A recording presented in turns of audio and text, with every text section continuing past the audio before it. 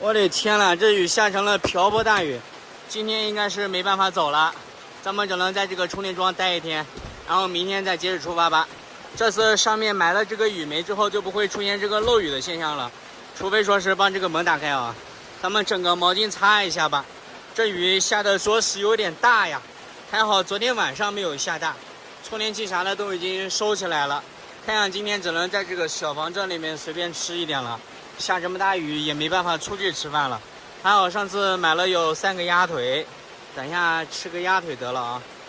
我到现在都没有想明白，外面下这么大的雨，为什么车里面这么热呢？难道是因为没有开窗户的原因吗？关键是咱们窗户也开不了呀，你开一点那个雨就漏进来了。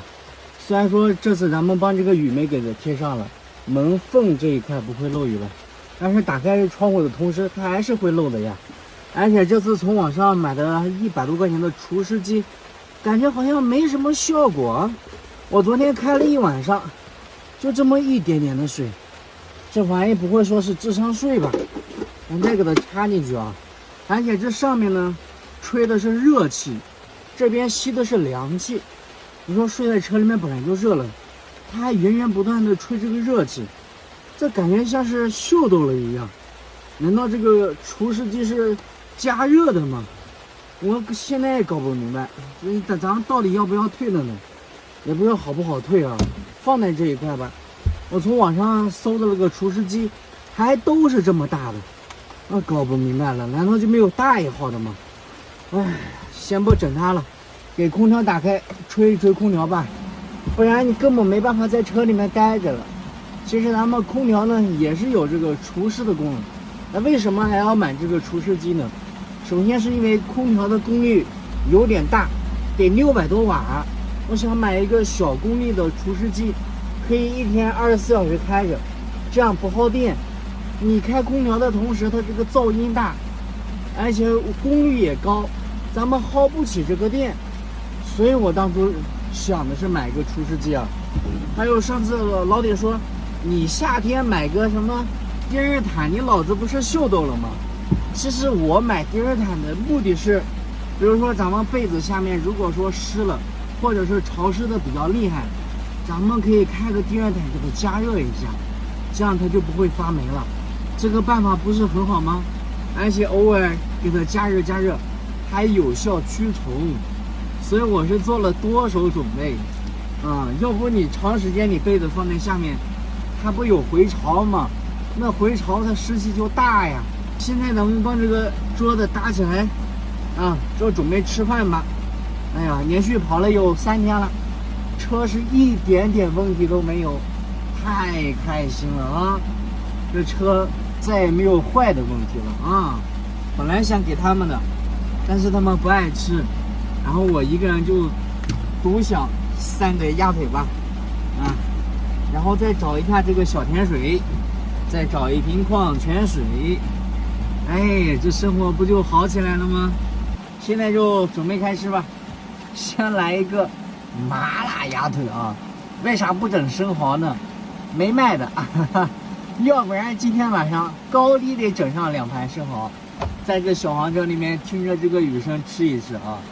先喝口绿茶上面写的是绿茶配青梅，还是头一回绿茶青梅来相配，天生是一对啊！我就喜欢这种绿色无污染的这个饮料干了！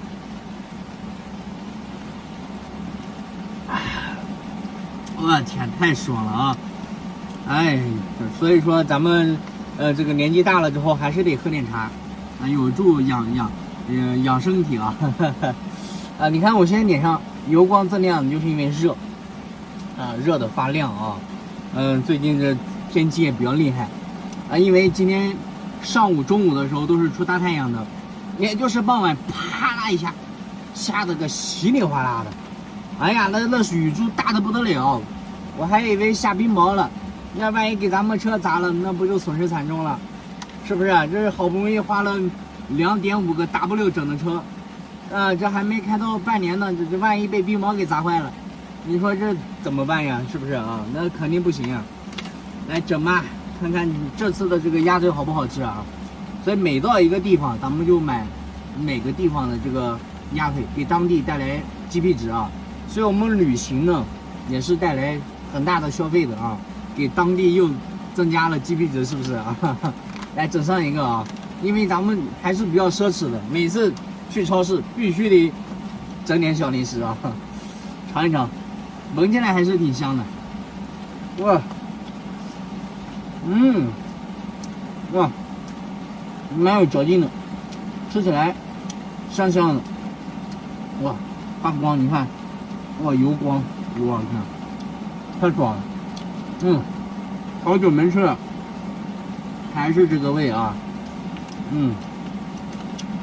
这天天吃到鸭腿，何尝不是一种幸福呢？爽啊！哎，你说人生不就是走走停停，过着自己想要的生活吗？我们现在已经达到自己的目的了，游山玩水，拥有了自己的第一辆行走的小房车，已经很幸福了。